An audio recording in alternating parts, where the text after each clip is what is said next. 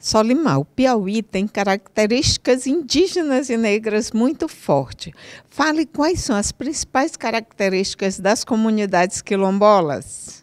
As comunidades negras rurais, que a gente chama de quilombola, elas estão presentes em todo o território nacional, né? É uma característica da formação social do Brasil que não foi diferente no Piauí. Em regra, elas se formam ainda no passado escravista, e aí no tempo, digamos assim, das relações muito pesadas, é uma característica de manter viva a capacidade da existência e se traduz como um ato de resistência, né? Então, os trabalhadores e as trabalhadoras escravizadas buscaram se reorganizar em territórios, né, territórios negros, a partir de uma formação de laços familiares. E eu costumo dizer sempre que essa resistência com a formação de comunidades quilombolas talvez seja a mais importante manifestação de resistência dos escravizados à escravidão. Porque a instituição servil, ela foi muito refratária, ela foi absolutamente contrária à formação e à permanência dos laços familiares. A formação das comunidades permitia, portanto, manter esse agrupamento, né, e esse consórcio familiar vivo e ali reproduzir sistematicamente, né, as relações de ancestralidade e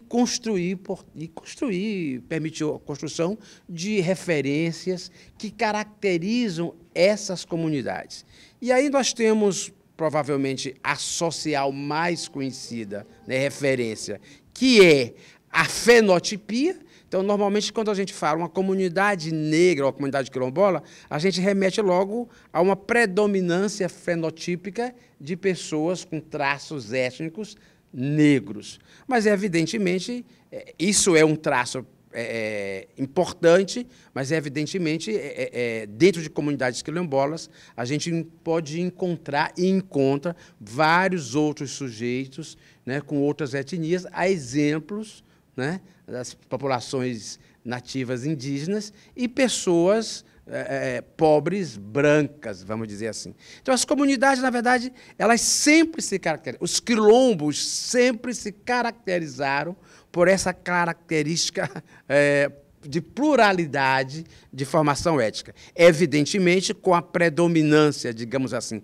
fenotípica negra e com as referências culturais assentadas nas tradições, né, africanas. A principal estratégia que as comunidades criaram, talvez até intuitivamente, ou mesmo a própria rede de fortalecimento das comunidades, os movimentos sociais, a sociedade civil, apoiada, evidentemente, pela ação do Estado, as comunidades criaram um canal, um diálogo com a sociedade e que se fez muito presente a questão das referências culturais, né? Então, as comunidades elas se voltaram para fora, né, mostrando, visibilizando essas tradições ancestrais, né, que a gente chama aqui de referências culturais, e, a partir dessas referências, criaram um diálogo extremamente positivo com a sociedade. Então, isso permitiu, né, o reconhecimento público das tradições, né, e a valorização dessas tradições.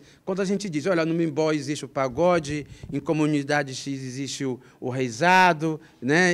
Então, essas referências, além de fortalecerem as comunidades, elas possibilitaram, repito, esse diálogo com a sociedade de valorização da cultura, que é delas, mas, ao mesmo tempo, é nossa, faz parte do nosso balaio de piauiensidade, né? Compõe a nossa cultura enquanto uma identidade nossa. Mas é importante, e as comunidades sabem disso, né? Alguns movimentos na rede sabem disso, né? Que a gente não pode nem deve limitar, né, esse movimento de potencialização das comunidades, essas expressões, né, de cultura, né, não pode se limitar a garantias, né, de uma rede de proteção social, né? Nós precisamos fazer avançar mais, né? Fortalecer e valorizar a cultura é fundamental, né, levar uma rede de proteção e de potencialização, né, dos vários serviços e equipamentos, né, garantindo, né, esse ambiente de proteção social do Estado é fundamental, mas eu quero insistir na tese que, eu diria com toda a tranquilidade, né, se o poder público quiser, de fato, garantir, né, uma tranquilidade existencial de permanência para essas comunidades, precisa avançar urgentemente no processo de titularização da terra. Eu sei que é complexo, né? Nesse contexto estão os grandes proprietários, né? Pessoas que têm um poder econômico e político influente, mas nós precisamos, nós, movimentos sociais, na academia e na sociedade, estamos sistematicamente pautando esses abusos, essas violências e essas violações cometidas na questão da terra, porque não é só a terra, mas é tudo que nela está presente, todos os bens materiais e imateriais que pertencem à comunidade estão sendo destruídos nesse processo. Então, é urgente que o poder público acelere esse processo da titularização e, junto com isso, faça o que recentemente o governador Rafael fez em Mimbó, com a secretária de Assistência Social, né? Que é garantir, eu acho que foi um passo político, e é bom que se diga isso, né?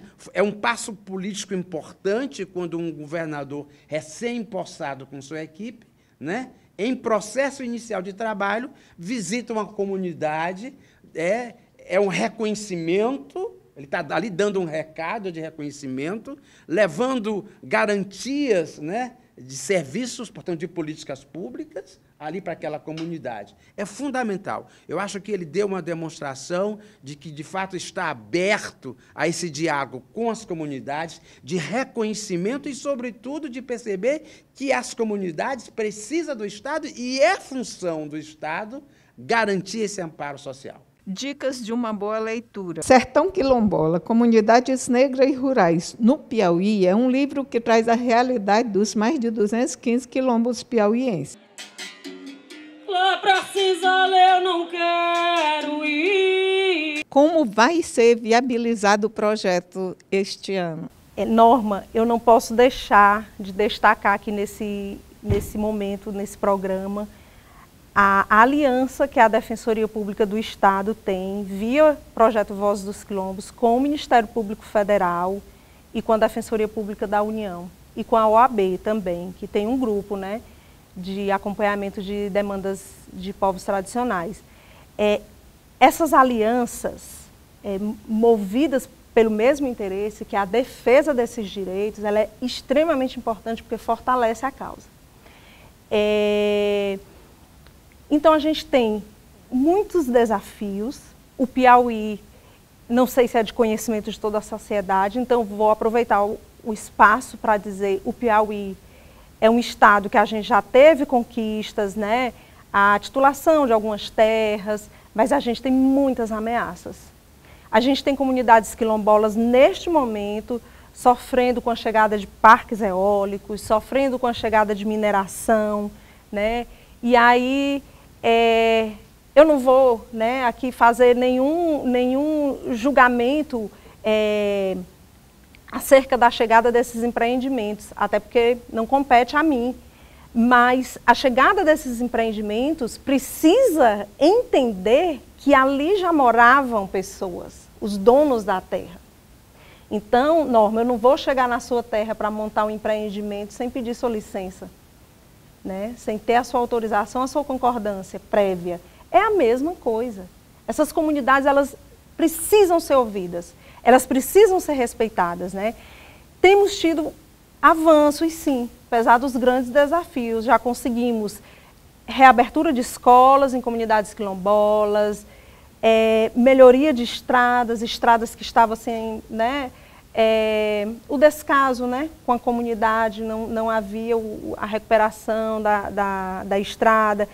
Acompanhamos de perto no sentido colaborativo, né? Não foi no sentido de conquistar, mas no sentido colaborativo, a vacinação prioritária das comunidades quilombolas, reintegração de posse através de ação judicial, liminar para bloquear matrículas de grileiros, né? Então, tudo são conquistas que a gente vem amadurecendo, estudando muito. Não é um assunto fácil, porque sempre são ações complexas, né? Mas são conquistas muito importantes. A instituição, a Defensoria, aprende muito mais com eles do que eles possam aprender conosco. Eu lhe digo isso tranquilamente e é um testemunho que você talvez vá ouvir de várias pessoas que pesquisam essa área, que trabalham com isso, porque os saberes tradicionais, a relação respeitosa deles com o meio ambiente, com a terra, nos ensina de maneira ampla, né? A gente começa a olhar o mundo à nossa volta e se questionar, né? Como nós chegamos, nós, sociedade, a um mundo tão consumista, tão destruidor dos recursos naturais, tão, que prioriza tanto lucro, capital, né? Em detrimento da saúde e da qualidade de vida. Chegamos ao final de nosso programa. Obrigada a você que está nos assistindo. Envie mensagens pelo WhatsApp DDD 86 99991 2620. Até o próximo Sob Outro Olhar.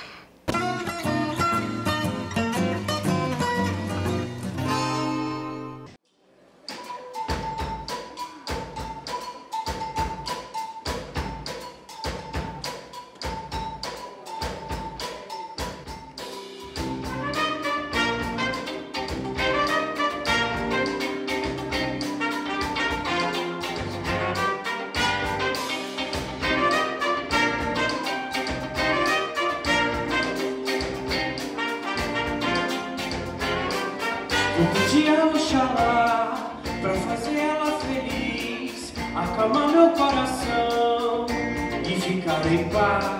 Vou pedir a Oxalá pra fazer ela sorrir, seja lá ou seja aqui, todo amor é capaz de florir.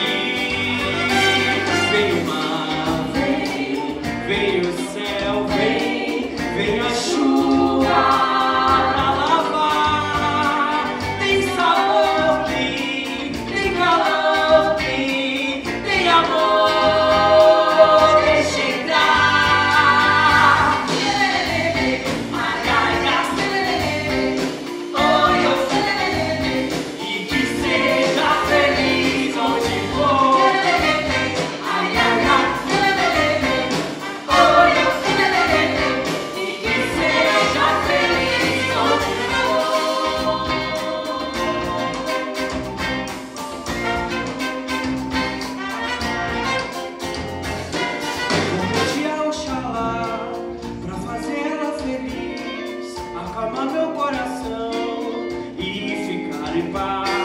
Vou pedir a Oxalá pra fazer ela sorrir, seja lá ou seja aqui, todo amor é capaz.